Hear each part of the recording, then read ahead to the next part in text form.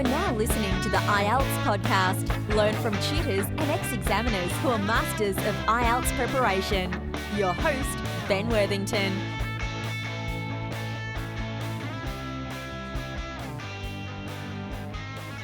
Hello there, IELTS podcast listeners. Today we're going to talk with a very successful student who passed. Actually, I'll tell you at the end of the interview. Her name is Vera. She's from Russia. Welcome to the podcast, Vera, sorry. Yeah, okay, thank you. Hi, everybody. Okay, I'm glad to hear you, Ben. Okay, so Vera, could you tell us where you're from, why you're taking IELTS, and just your situation, if that's okay?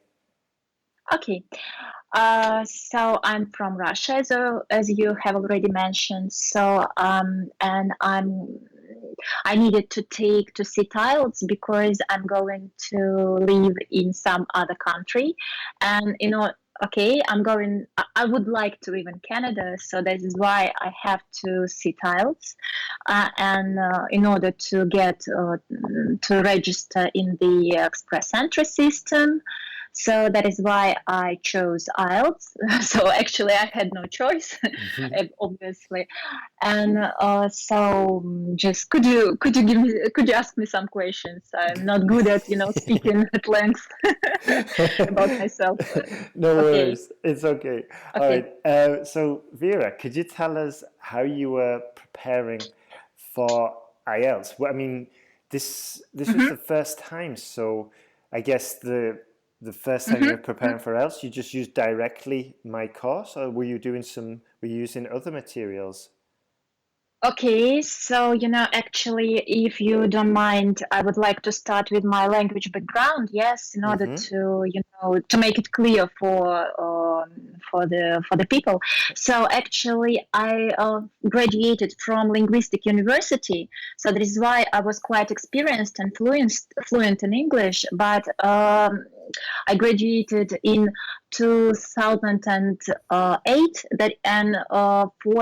For nearly 10 years, I didn't have practice in English, and that is why I became a little, rusty. And then I started my preparation in February actually, and I started with a simple revision of grammar. I used that famous book by Murphy, so English grammar in use. So I really like that book. It's really helpful, I can say.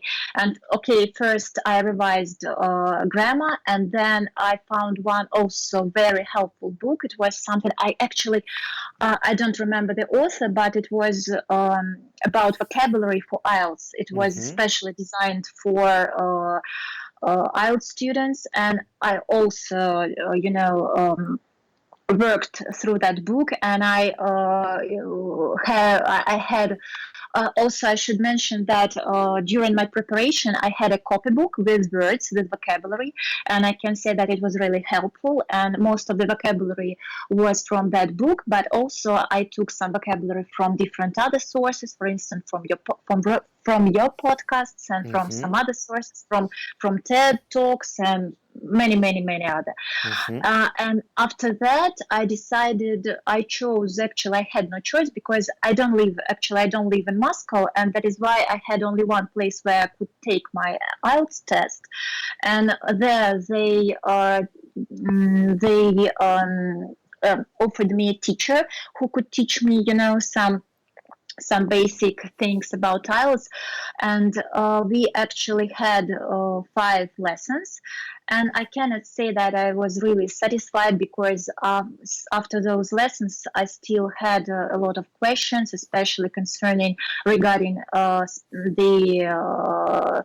the essays. Actually, that was the reason why I was why I pursued with my further research in the internet, and then I found your podcasts, and I was really, intrigued by the interviews of your students, and I decided to give that a try. and I was and my problems were exactly as you describe in your intros and your videos. When I got some questions, my mind, turned turned blank, and I was, it's because when I heard one of your podcasts and you explained the typical problems of the students, I was okay. How did he know what I felt? It was really.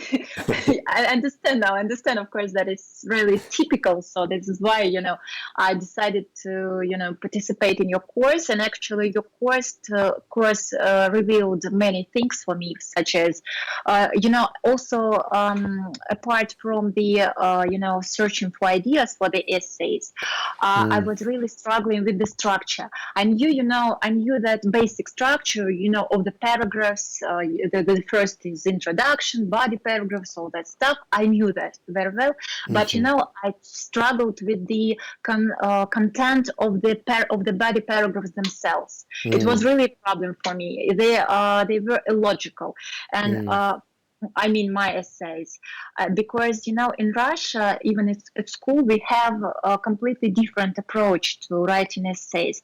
We usually we are told that we should write the most important thing in Russia is idea. You should express an idea. Your idea should be valuable and all that stuff.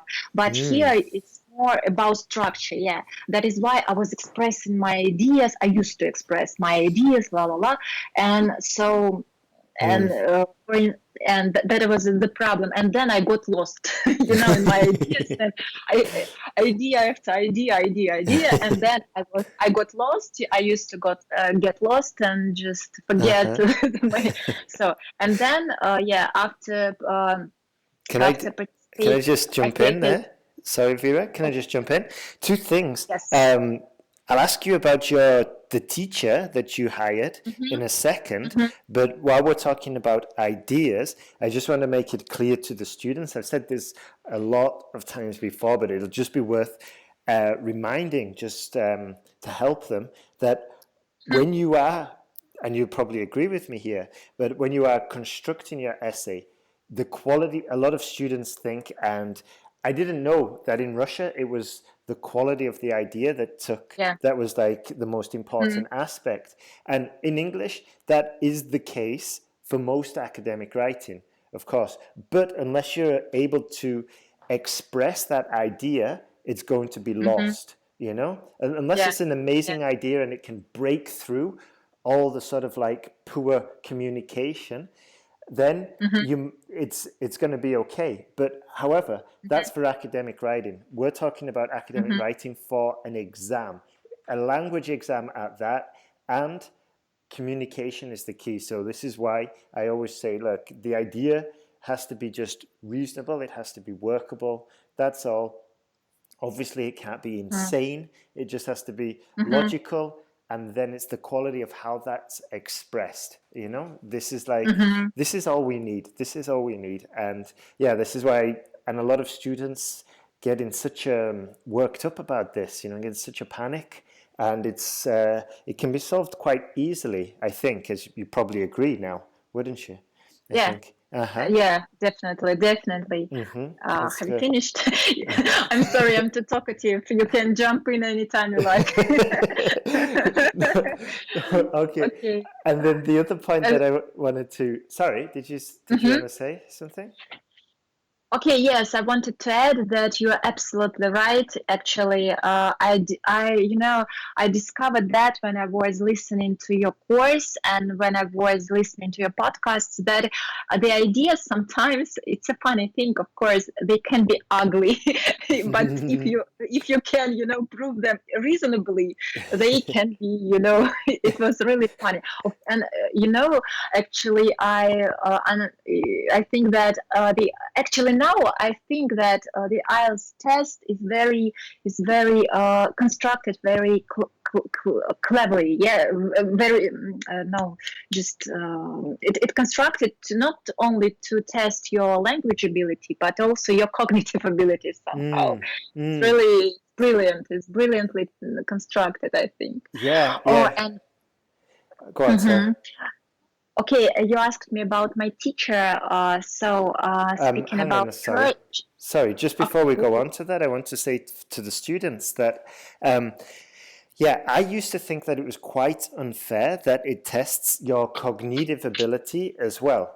And mm-hmm, especially mm-hmm, because it's kind of like a Western mm-hmm, viewpoint, you know, like the questions are probably written by Westerners, and mm-hmm. nowadays this is a big global exam, and you're right, it does test your cognitive ability, and I thought, as I said, I thought it was a bit unfair. However, like you are going into sort of like possibly you're going into a Western university, so it is going to be Yeah, valuable, or you're going to a Western country, yeah. yeah, So there is a mm-hmm, kind of justification to that.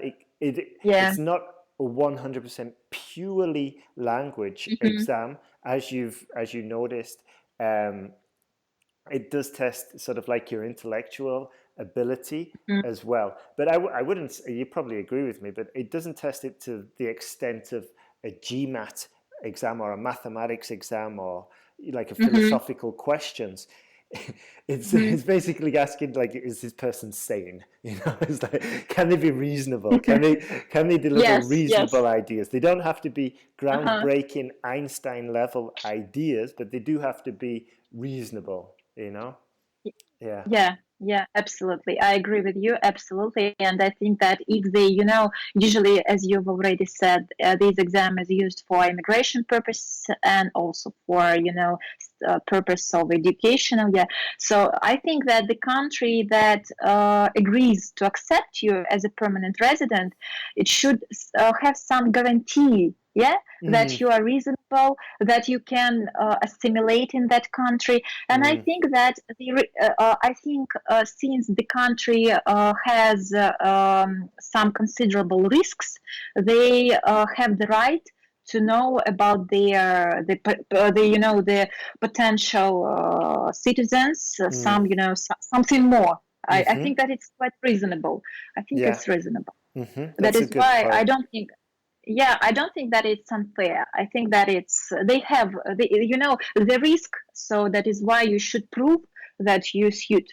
I Mm-hmm. think that it's quite reasonable. Yeah, yeah, and Hmm. just slightly off topic, I was reading Okay. online about Hmm. about a person. I think he was from a Mexican origin, living in the United States, and he was Okay. saying that he was against illegal immigration, and he was Hmm. basically saying is like, look, my grandparents, they fought to come here in a legal way. They followed all the Hmm. rules, and now everybody's allowed to come in without the checks Hmm. and balances, and it kind of undermines all the people who followed the rules and did it legitimately, Hmm. you know. And that was like Uh-huh. his argument, and it's kind of similar to what we're saying here. But I think we're going. Let's get Off back to topic. IELTS. Yeah, we're doing a typical task two mistake here. We're going way off topic. Not way off, but we're going off on a Digress. tangent. Yeah. Uh-huh. So can you tell me Yeah. about your tutor, please? The one. Okay. Uh-huh. Mhm.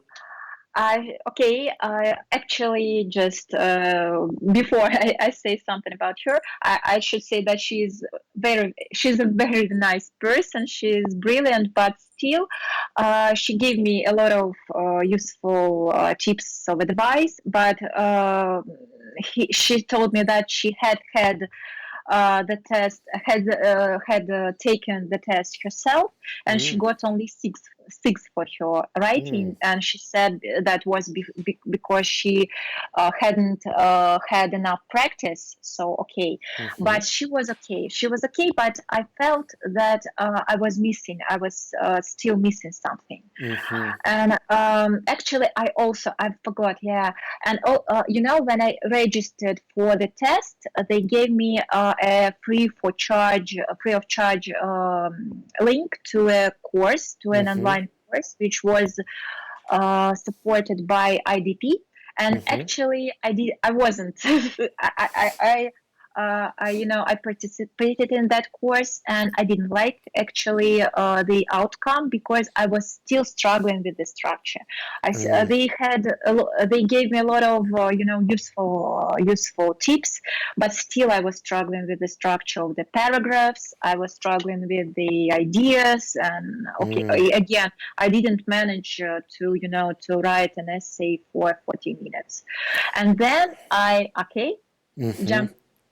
Sorry, yeah, I'm following. It's fine. Uh-huh. Okay.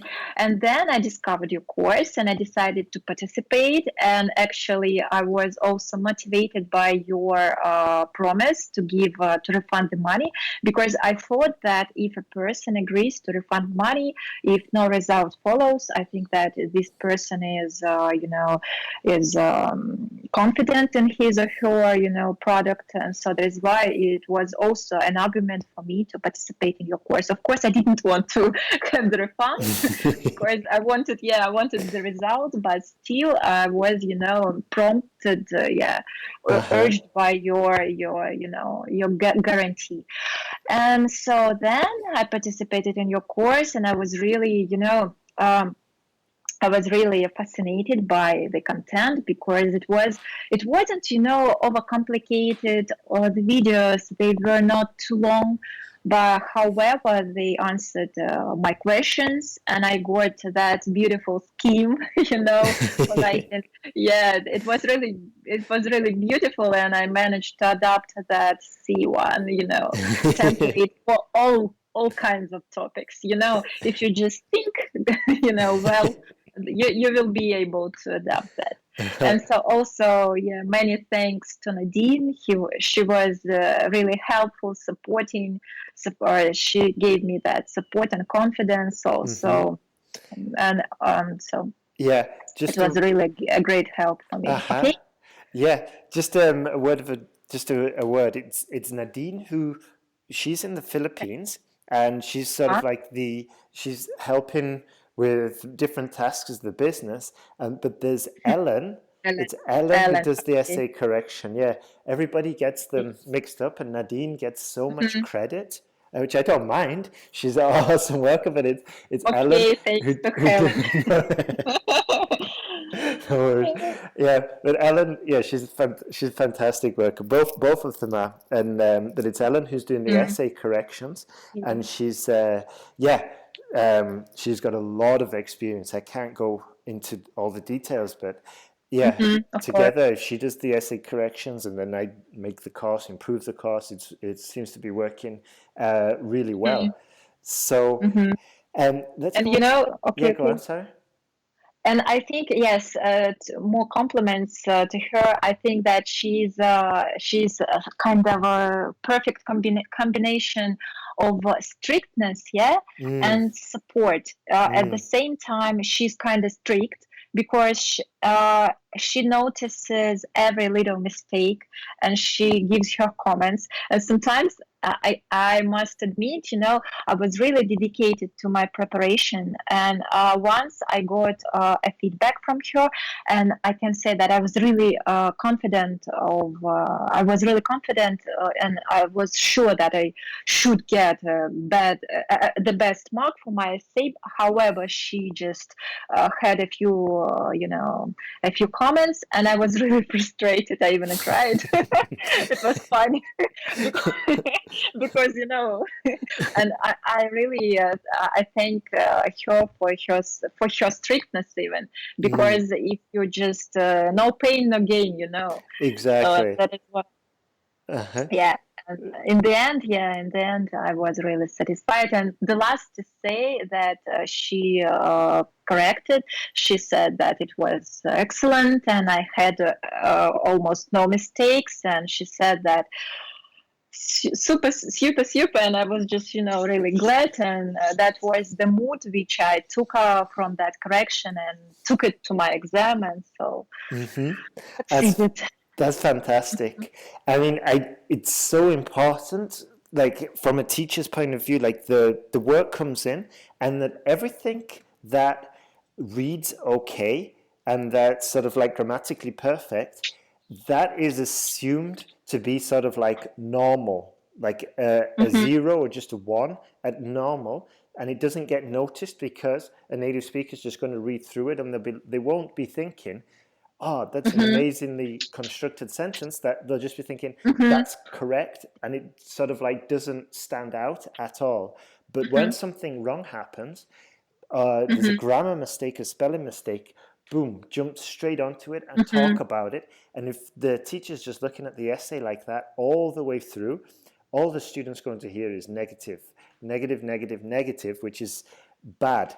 But on the other side, they cannot always sort of like be skipping over the negative and just saying, oh, this reads really well, this is really good, and giving false hope to the student. So I think it's a really important and valuable skill for the exam, for the teacher to have, to find this balance of not demoralizing, but also motivating the student, because it can be tough. It can be tough preparing for this exam, especially if you've taken exam after exam. And like you've just said, maybe you put your blood, your sweat, your life into this essay, and you think this is the best piece I've ever written.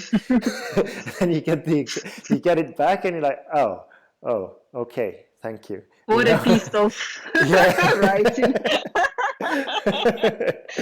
No, it wasn't actually a piece of. It was kind of, I didn't manage to answer the question properly. It was, a tricky question. It consisted of 2 parts, kind of, is it it was blah, blah, blah, blah, blah. I don't remember. It was actually something connected with fashion, and it was something, is it a negative development, and then do you support it or not? So I should have written, is it a negative or not, and just I've missed that. And so that is why she was 100% correct, and so it was my mistake. Yeah, I mean, that just brings me on to another point, is like it just reminds me of another point, that the teacher, if they're any good, is not only correcting the language, but they're also testing to see, and you're also writing to see if you, to get it on topic. The examiner, the essay corrector needs to also check if you are answering the question that has been asked. And Vera, I've just got one question to ask, because a few months ago, we've started changing the questions that we give the students in the course. We started changing them to questions that have been seen on exams recently.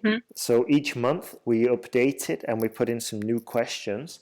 And I wanted to ask you, did you, on the exam that you took, did you see any of the questions that you had seen previously in our course? No.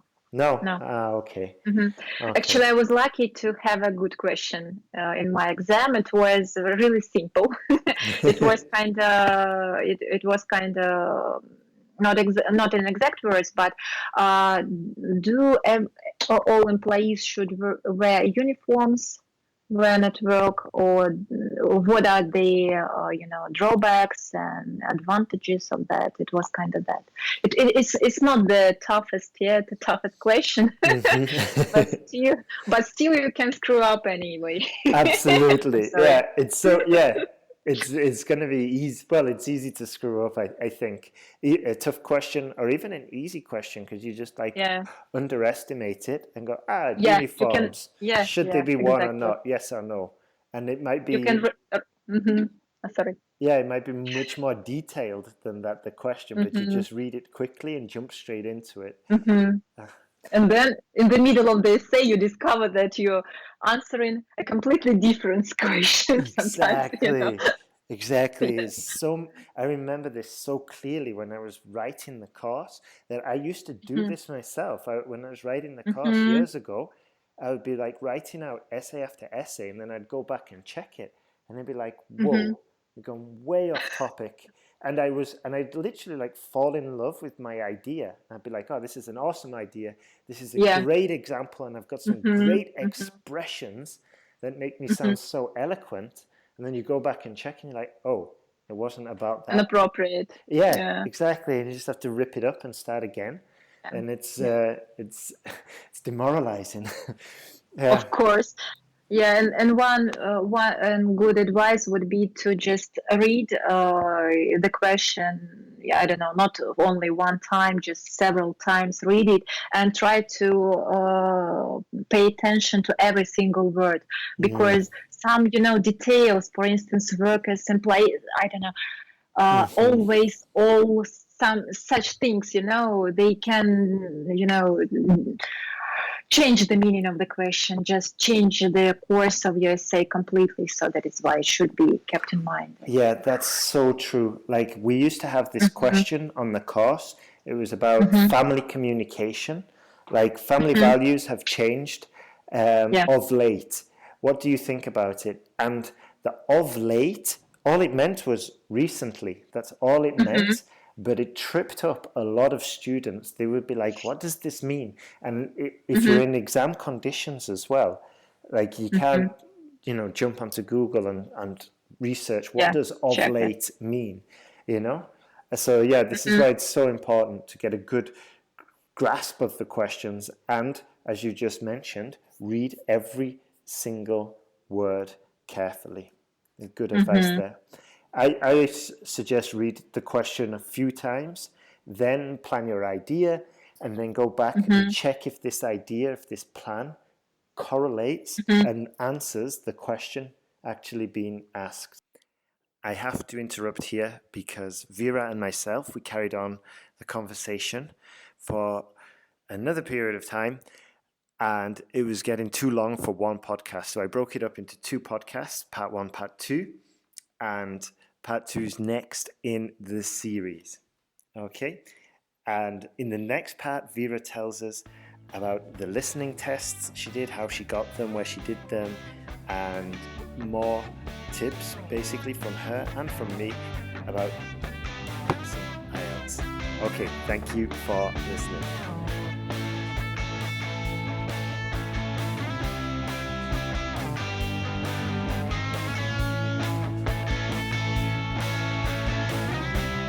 Thanks for listening to IELTSPodcast.com.